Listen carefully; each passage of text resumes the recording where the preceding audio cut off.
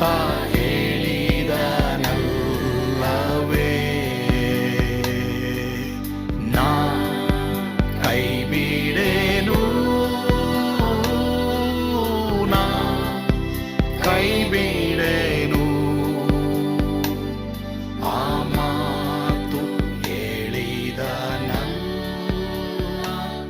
ತಾ ಹೇಳಿದನಲ್ಲವೇ.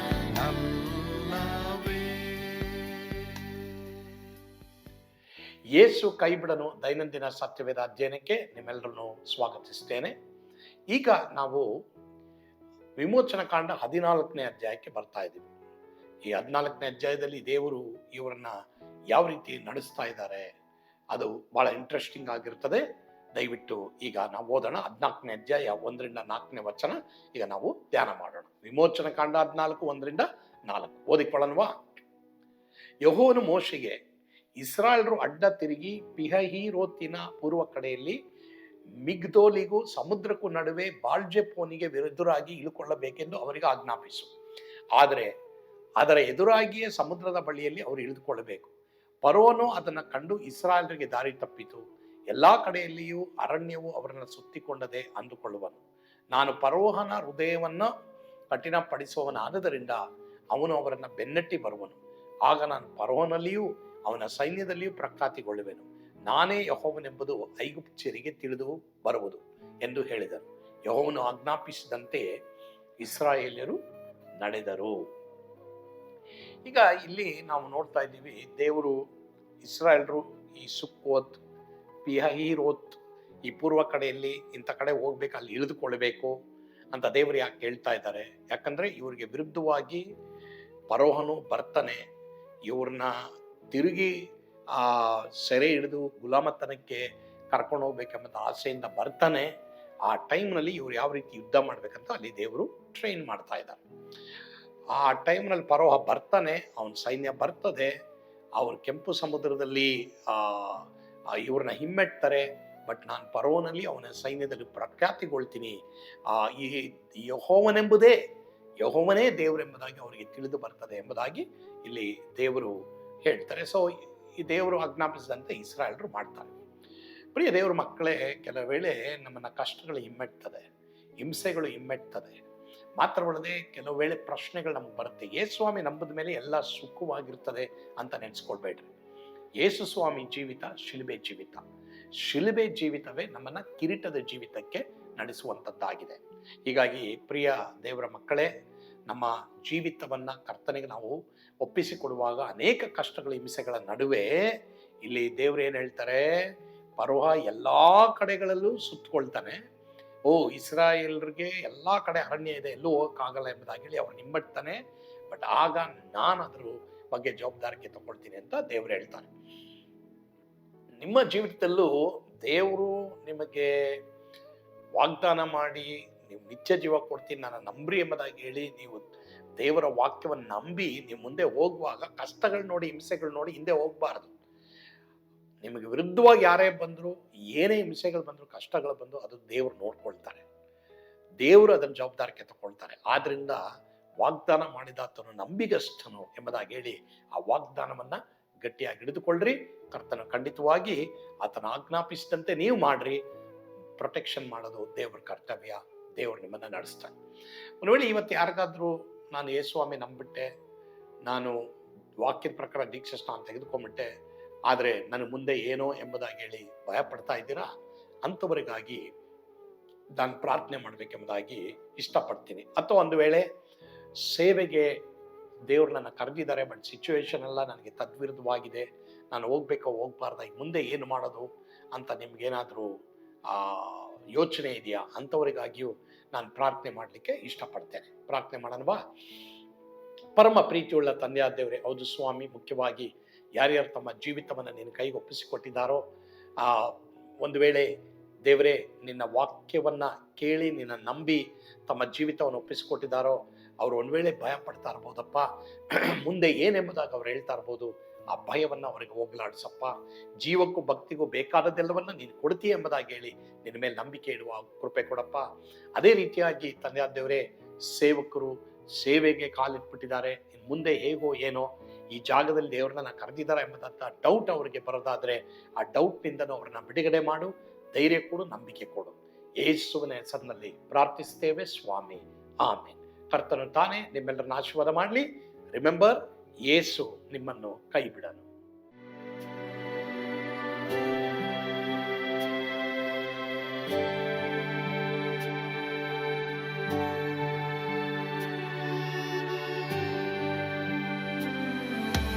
ನಾನು ಪಾತ್ರದಲ್ಲಿ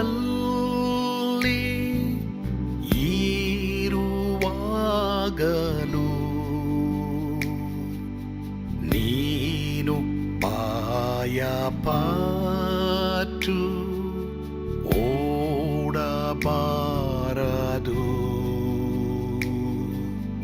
ನನ್ನ ಮಾತನಂಬಿ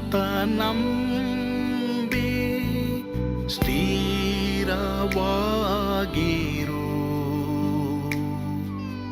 ನಿನ್ನ ಬಿಡಲಾರೆ,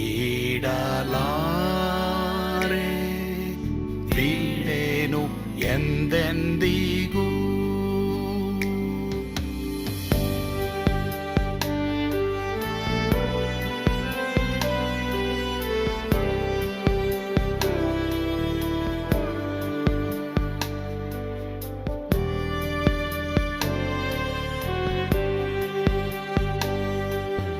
ನಾ ಕೈ ಬಿಡೆನು,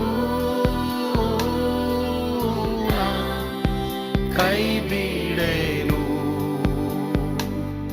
ಆ ಮಾತು ಹೇಳಿದನಲ್ಲ, ತಾ ಹೇಳಿದನಲ್ಲವೇ. ನಾ ಕೈ ಬಿಡೆನು,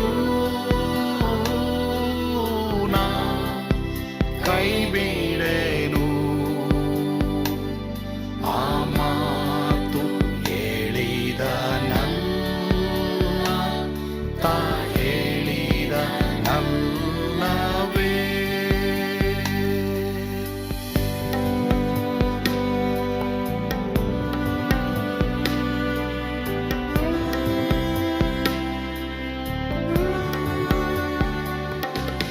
ಸುತ್ತಲೂ ಹೂಗಳು ಬಾಡಿ ಹೋದರು,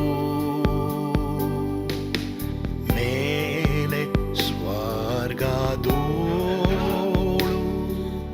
ಬಾದಲಾಗದು.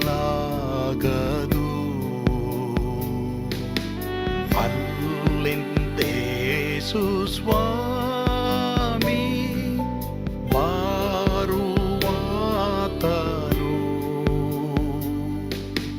ನನ್ನ ಬಿಡಲಾರ,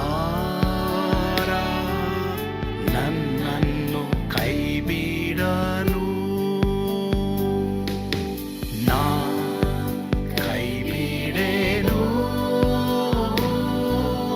ನಾ ಕೈ ಬಿಡೆನು.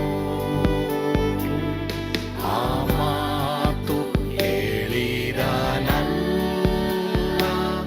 ತಾ ಹೇಳಿದನಲ್ಲವೇ.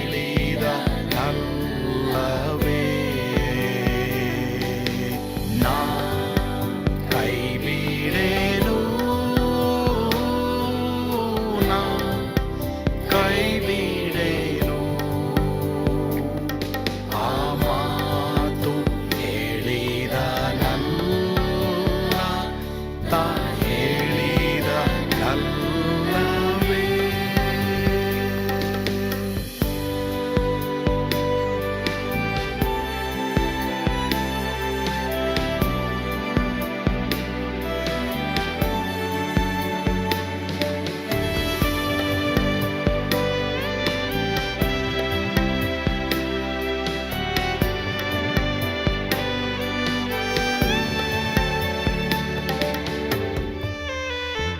ಮುಂದೆ ಬಾಹು ಕಷ್ಟ ಬಾರುತ್ತಿದ್ದರು,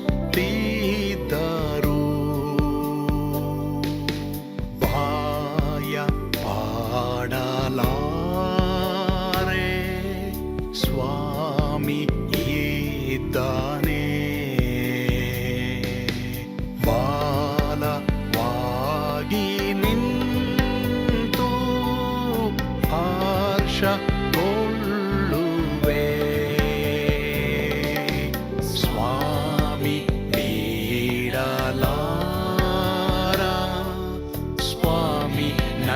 ಕೈಬಿಡಲು ನಾ ಕೈಬಿಡೆನು ನಾ ಕೈಬಿಡೆನು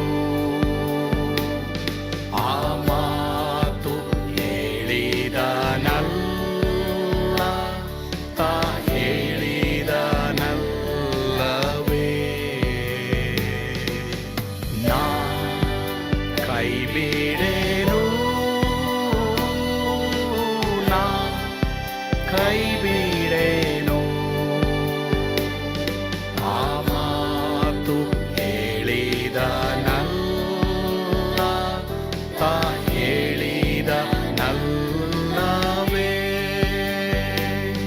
ತಾ ಹೇಳಿದನಲ್ಲ